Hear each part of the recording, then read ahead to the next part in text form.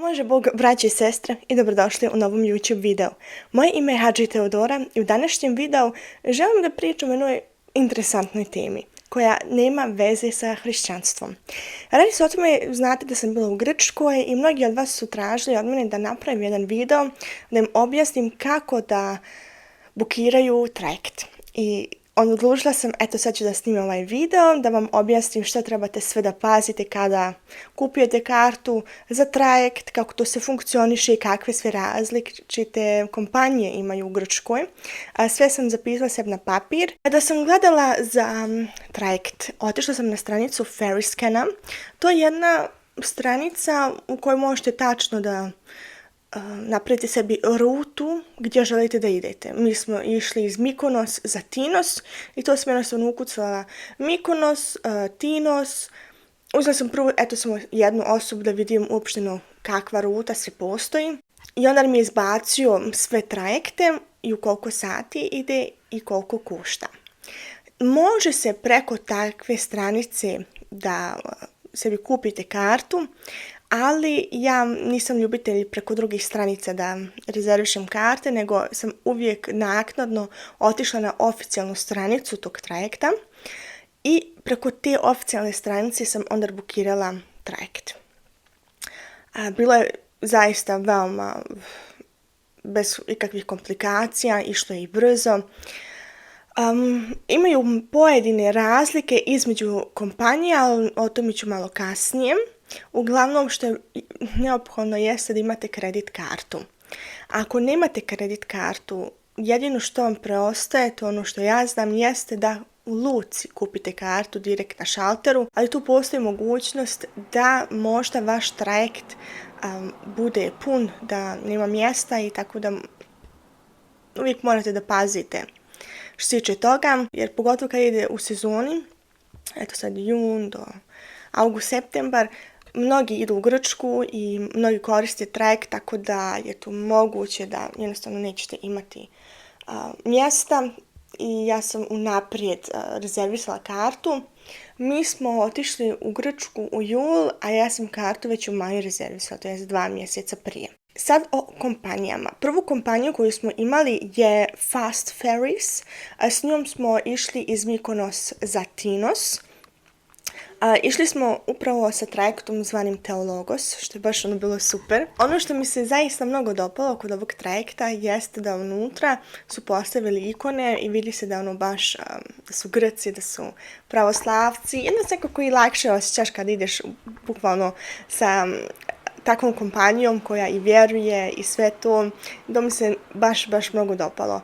A mi smo išli sa većim trajektom. Svaka kompanija ima i različite trajekte, manje, velike, ali s onim kojim smo mi išli, stavit ću vam sliku, smo otišli gore, popili se i bili smo na polju.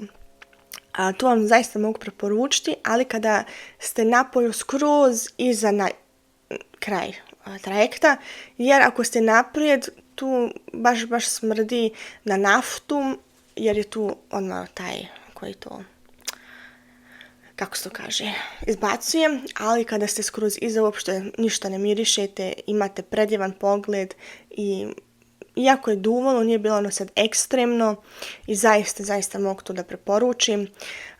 Kada smo ulazili u trajekt, mi smo morali jednostavno da pokažemo naš QR kod, a on je to skenirao i mogli smo se jednostavno popijeti, sjesti gdje god da želimo, ima i mogućnost da se kupi nešto za piti, nešto za pojesti. I ovo je za mene od tih svih kompanija u kojoj smo mi bili, ovo top 1. I zaista bi uvijek mogla preporučiti da putujete sa Fast Ferries. Sljedeća kompanija koju smo koristili je Blue Star Ferries. Ono što mi se na ovom trajektu nije dopalo da se moraš online čekirati. To jest, imaš otprilike 2 dana prije nego što trajekt ide vremena da se online čekiraš i ako se online ne čekiraš ne možeš ići na trajekt. To je bukvalno kao da čekiraš online za let, tako je za ovaj trajekt. Ja sam to baš na kraj saznala, preko e-mail, jer nisam očekivala da moramo online da se čekiramo, u tom se najmanje dopalo i morate da pazite na to. Inače, komotno bilo unutra, mogu više da preporučim da budete u trajektu, ne napolju, jer napolju je toliko pirio vjetar, nema nikakve zaštite, mi nismo mogli da provedemo 2 minute, nego smo morali odmah otići dolje. Što se tiče uopšteno svih kompanija, imate klase. Imate economy, imate ona sjedišta kao u avionu, imate neke lounge sjedišta. I kod Blue Star Ferries je to da te oni automatski, kada uđeš u trajekt, to je makar bilo kod nas, šalju direktno gore i nas su slali i slali su i oni i ispred i iza nas da gore sjedu, a oni koji su imali neko rezervisano sjedište ili uopšteno da mogu sjediti kod tih drugih redova su slali na drugu stranu i onda smo mi prvo otišli gore, vidjeli smo da ćemo ostati bez glavi ako ostanemo jer vjetar je zaista bio ogroman, onda smo mi otišli dolje, nekako smo se mogli izvući da nas niko od osoblja ne vidi i sjeli smo kod tih sjedišta koji se inače ekstra plaćaju, hvala Bogu niko nas nije kontrolirao, ali ne znam koliko su sad tu toliko strogi, samo znam da to malo glupo, ali to je ono što ja sad mogu da kažem. Inače, zaista bilo komotno, od vožnje se nije ništa osjećalo. I sa Blue Star Ferry smo išli iz Tinosa do Sirosa. Od Sirosa za Tinosa nazad smo koristili Hellenic Seaways.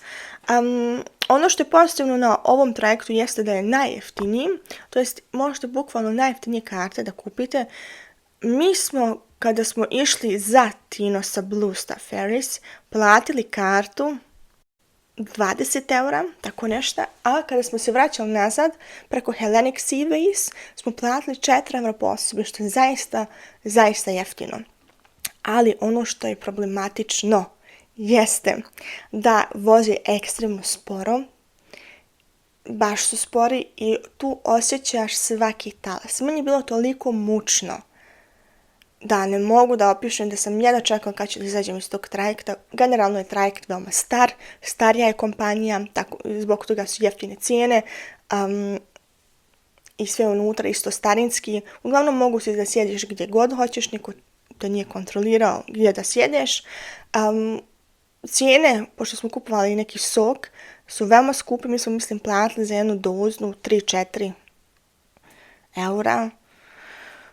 Da, samim time Hellenic Seaways bi samo u nekim posebnim slučajima koristila, nikad više, zaista nikad više. Kada smo onda išli za Tinos, za Mykonos nazad, smo koristili Golden Star Ferries.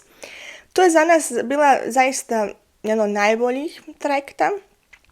Evo što je zaista modern, sjedišta su fenomenalna, ima se dosta mjesta, ne osjećaš vožnju, brzi su, ali kontroliraju sjedište, odnosno kada rezervišeš kartu moraš da izabereš sjedište i tu baš kontroliraju i kažu tu i tu moraš da sjedneš i nema valjde. Ali dobro, nije bilo sad toliko strašno i može se. Ono što mi se najmanje dopalo na ovom trajektu jeste da ekstremno smrdi na naftu, iako smo bili unutra, non stop si imao onaj miris u nosu i meni se samo onako dopalo. Ali sve u svemu zaista ok trajekt. Na kraju ima i jedna druga kompanija, nju nismo koristili, to su SeaJets. Oni su najbrži od svih trajekti, ali su i najskuplji. Ne mogu ništa drugo da kažem, nismo se vozili s njima, ali postoji ta kompanija. Na kraju mogu da vam preporučim da budete otprilike pola sata prije nego što trajekt ide na luci. To je nekako najbolje i zaista su i sve kompanije koje smo imali bile top što se tiče vremena. Krenuo je na vrijeme, došli smo na vrijeme, nije bio nikakav zastoj i tu su zaista super. I na svim trajektima ja mislim da je bila mogućnost, na svim trajektima osim SeaJets, tu nisam sigurna jer nismo s njima vozili, imate mogućnost da i vaše auto prevozite. To je fenomenalno. Bilo koju kompaniju da uzmete, možete da vaše auto također transportujete. Naravno da je to ekstra morate da platite, ali smatram da je to zaista super. I možete bukvalno do svakog ostrva da dođete, jer su te destinacije i ta ruta koju oni nude veoma top i zaista mogu da preporučim, pogotovo kada se nalazite na Kikladima, jer tu su mnogo ostrva, da idete, kako kažu na engleskom, island hopping, kada bukvalno rečeno skačete od ostrva do ostrva sa tim trajektima. To je to što sad ja vama mogu reći vezano za trajekte u Grčkoj, šta se meni dopalo, što se meni manje dopalo, što vam mogu preporučiti i kako sam ja bukirala sve te karte. Mi se vidimo u sljedećem videu. Zbogom, amin.